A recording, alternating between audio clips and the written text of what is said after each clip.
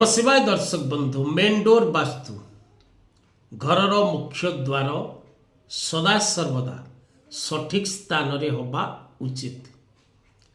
कारण गृहर प्रवेश द्वार मुख्य द्वार सदा सर्वदा परिष्कार परिच्छन्न परिवेश रे रहिबा उचित। निर्माण समय रे जेतबेले आपण घरटी निर्माण करूचंती से निर्माण समय रे आपण गृहर मुख्य द्वार प्रति ध्यान दबार आवश्यकता रही। जदि गृहर मुख्य द्वार सठिक स्थान रे होई न पारे बा हेई न थाए तेबे व्यक्ति अशांति भोग करे, कष्ट भोग करे, शत्रुपीड़ा भोग करे, रोग भोग करे, शोक भोग करे एवं धनजनित समस्या लगी रहे।